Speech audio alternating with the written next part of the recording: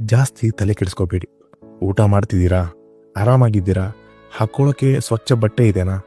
ಇರೋಕೆ ಸ್ವಂತದ್ದು ಬಾಡಿಗೆದೋ ಒಂದೊಳ್ಳೆ ಸೂರಿದೆನಾ? ಊಟ ಆಯ್ತೇನಪ್ಪ, ಆರಾಮಿದ್ದೀಯೇನಪ್ಪ ಅಂತ ಕೇಳೋಕೆ ಕೆಲ ಜೀವಿಗಳನ್ನು ಸಂಪಾದಿಸಿದ್ದೀರಾ? ಕಡಿಮೆ ಏನೋ ಹೆಚ್ಚೋ ಮಾಡೋಕೆ ಒಂದೊಳ್ಳೆ ಕೆಲಸ ಇದೆನಾ? ಸಾಕ್ಬಿಡಿ. ಒಂದೊಳ್ಳೆ ಮೂಲಭೂತ ಜೀವನ ನಡೆಸುವ ಎಲ್ಲವೂ ನಿಮ್ಮಲ್ಲಿದ್ದಾವೆ. ಇದರಲ್ಲಿ ಖುಷಿಯಾಗಿರ್ಬೋದು, ಖುಷಿಗೇನು ಕಡಿಮೆ ಇಲ್ಲ. ಆದರೆ ನಿಮಗೆ ಸಮಸ್ಯೆ ಎಲ್ಲಿ ಬರೋದು ಅಂದರೆ, ನಾವು ಬೇರೆಯವರ ಬದುಕನ್ನು ನೋಡ್ತೀವಿ. ನೋಡಪ್ಪ, ಅವನ ಕಡೆ ಕಾರಿದೆ, ಅವನ ಸಂಬಳ ಅಷ್ಟಿದೆ, ಅವನ ಹತ್ರ ಐಫೋನ್ ಇದೆ, ಅವನು ಅಷ್ಟು ಆರಾಮಿದ್ದಾನೆ. ಇದನ್ನು ಅಂದರೆ ಬೇರೆಯವರ ಬದುಕನ್ನು ನೋಡ್ತೀವಿ. ಅಲ್ಲೇ ನಮಗೆ ದುಃಖ ಶುರುವಾಗೋದು, ನಮ್ಮ ಜೀವನದ ಮೇಲೆ ಬೇಜಾರಾಗೋದು. ಹೇಳೋ ಅರ್ಥ ಇಷ್ಟೇನೆ, ನಮ್ಮಲ್ಲಿ ಏನಿದೆ ಅದರಲ್ಲಿ ಮೊದಲು ಖುಷಿ ಪಡೋಣ, ಅದನ್ನು ಇನ್ನೂ ಜಾಸ್ತಿ ಮಾಡ್ಕೊಳ್ಳೋಕ್ಕೆ ಪ್ರಯತ್ನ ಪಡೋಣ, ಬೆಳೆಯೋಕೆ ಶ್ರಮ ಹಾಕೋಣ.